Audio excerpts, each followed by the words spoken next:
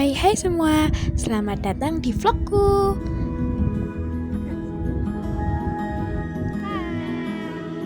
Hai Pak Peter.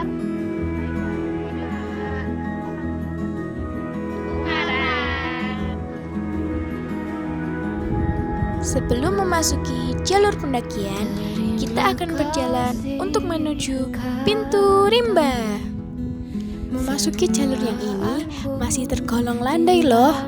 530 pintu rimba. Lanjut, kita akan menuju ke pos 1.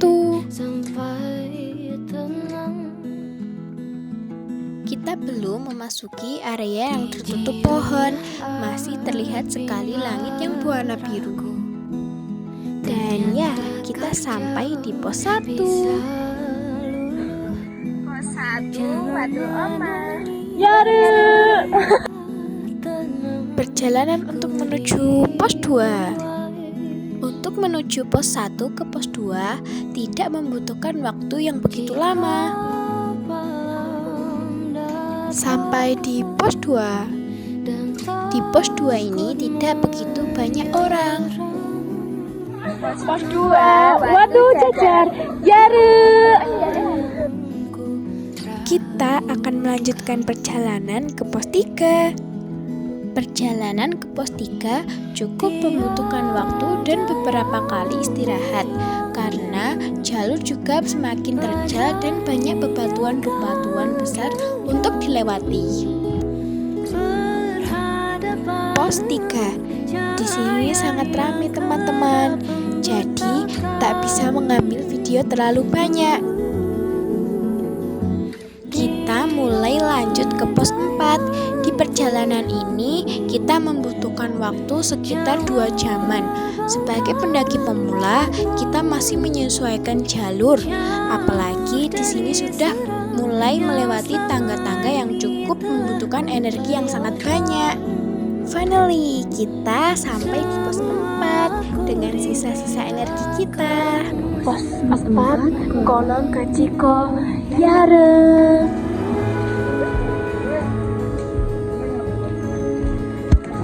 Melanjutkan lagi menuju pos 5. Di sini cuaca sudah menampakkan kabut yang cukup tebal sekali.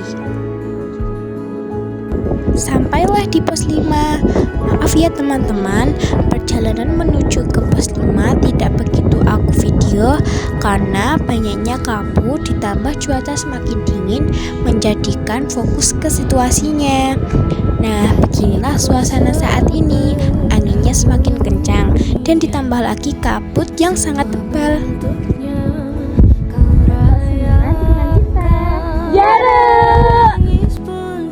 Setelah berfotoria dan mengambil beberapa video, kebetulan cuaca kali ini sudah mulai menampakkan langit biru dan angin mulai berkurang.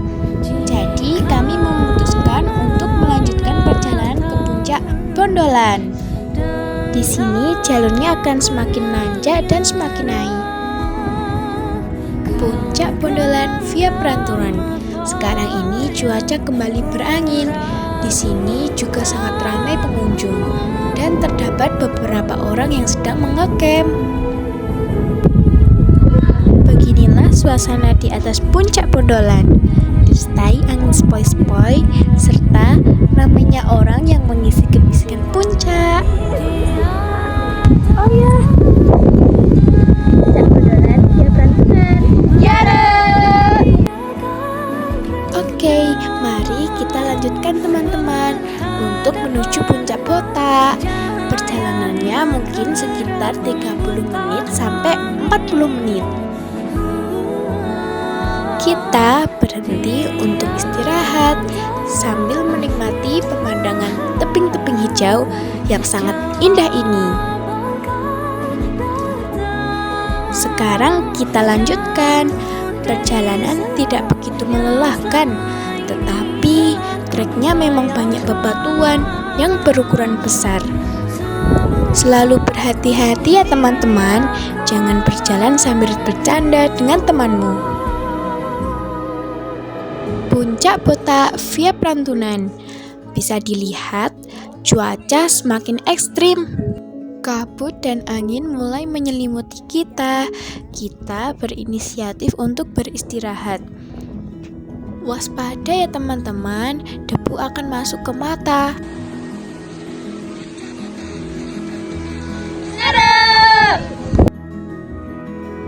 Karena kita sudah tidak tahan dengan suhu yang semakin dingin, kita memutuskan untuk turun melewati jalur Banteng Rider.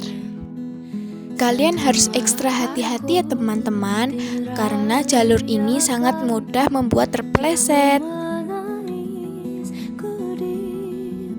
Nah, di sini kita akan melewati jalur pendakian untuk puncak Banteng Rider. Aku dan teman-teman hanya ke puncak Botak dan puncak Bondolan. Kita tidak ke puncak Banteng Rider ya, karena sudah terlalu siang untuk kita pergi ke sana. Sebelum melanjutkan perjalanan, kita memutuskan untuk beristirahat di pos 4. Pelan-pelan ya teman-teman, karena banyak orang yang sudah terpleset di sini. Saat turun, kita hanya istirahat 3-4 kali saja. Dan selebihnya kita lanjut untuk turun. Aku persingkat saja ya teman-teman. Di sini aku sudah mulai turun menuju base camp. Nah, sudah terlihat bukan awal mula jalur untuk naik.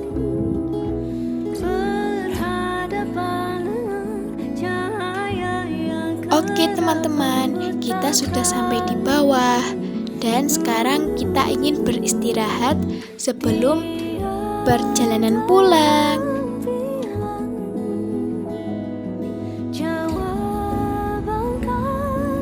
Karena kita semua lapar, kita mencari makan untuk mengisi perut sebelum kembali ke rumah masing-masing. Cukup sekian untuk vlogku kali ini. Semoga kalian semua terinspirasi untuk mendaki gunung ya. Terima kasih karena telah menonton vlogku. Bye-bye semua.